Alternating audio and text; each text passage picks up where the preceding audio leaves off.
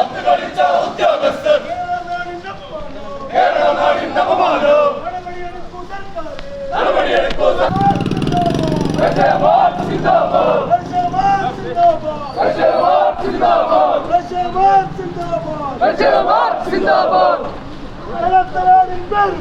കളത്തനാടിൻ പേര് പറഞ്ഞ്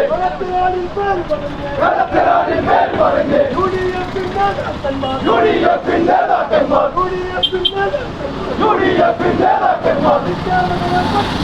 വിദ്യാലയരെ പറ്റിച്ച്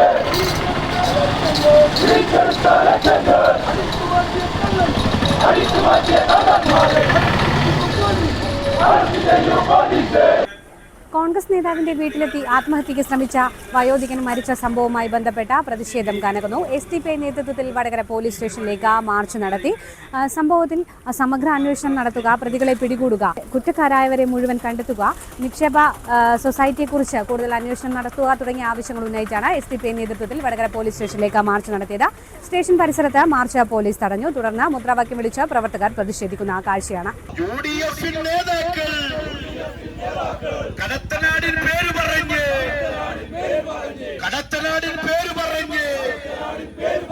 നിക്ഷേപകരെ പറ്റിച്ച് എവിടെ ഒരു പരിമിതമായ ആളുകൾ പങ്കെടുത്തുകൊണ്ട് ഈ ഒറ്റപ്പെട്ടയിടത്ത് കൂടുന്ന ഈ പ്രതിഷേധം, ഇതിന്റെ സന്ദേശം എത്തേണ്ട ഇടങ്ങളിൽ എത്താതെ പോകുമോ എന്ന് നമ്മൾ ഭയപ്പെടുന്നില്ല. കാരണം ഇതെല്ലാം ഒപ്പിയെടുത്ത് ഉത്തരവാദപ്പെട്ട ആളുകളിൽ എത്തിക്കാനുള്ള ഉദ്യോഗസ്ഥരെയും നമ്മൾ നിശ്ചയിച്ചിട്ടുണ്ടല്ലോ, നമ്മുടെ സർക്കാരും സംവിധാനം.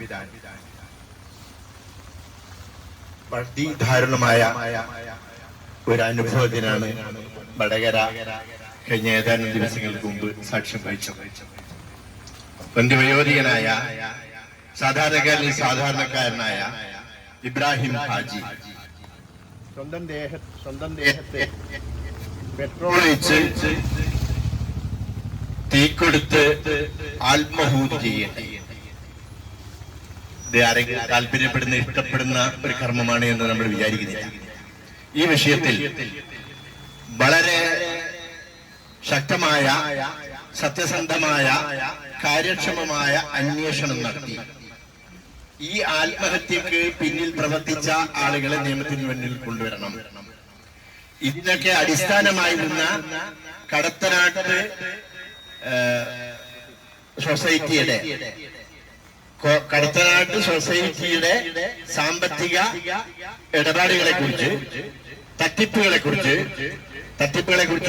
ഉത്തരവാദിത്വത്തോടുകൂടി തന്നെയാണ് പറയുന്നത്. അന്വേഷണം നടത്തേണ്ടതുണ്ട്. അതിൽ വഞ്ചിതരായ ആളുകളുടെ നിക്ഷേപം തിരിച്ചു കൊടുക്കാൻ സംവിധാനം ഉണ്ടാവണം.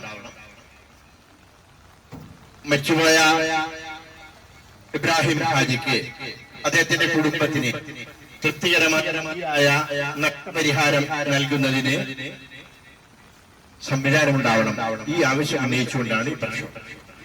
ഈ ആവശ്യങ്ങളൊക്കെ പരിഗണിക്കുന്നതിന് വേണ്ടി അധികൃതരെ വളരെ ജാഗ്രതയോടുകൂടി ഇടപെട്ട് അന്വേഷണങ്ങൾക്ക് തുടക്കം കുറിച്ചിട്ടുണ്ടല്ലോ.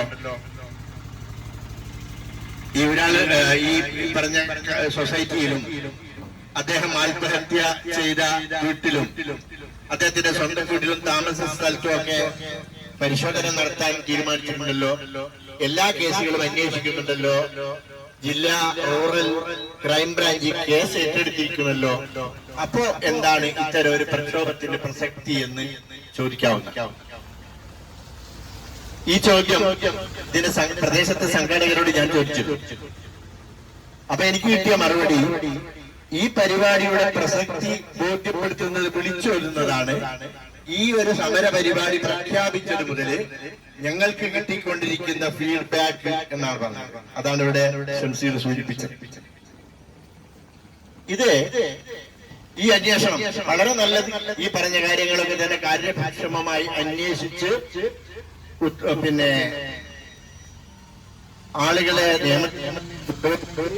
ഈ സൊസൈറ്റിയെ കുറിച്ച് അന്വേഷിക്കുമെങ്കിൽ നിക്ഷേപിച്ച പണം പിന്നെ ബന്ധപ്പെട്ടവർക്ക് ലഭിക്കുന്നതിന് സാഹചര്യം ഉണ്ടാക്കുമെങ്കിൽ വളരെ തീർത്തും അത് അങ്ങനെ വിശ്വസിക്കാൻ നമുക്ക് കഴിയുന്നില്ല.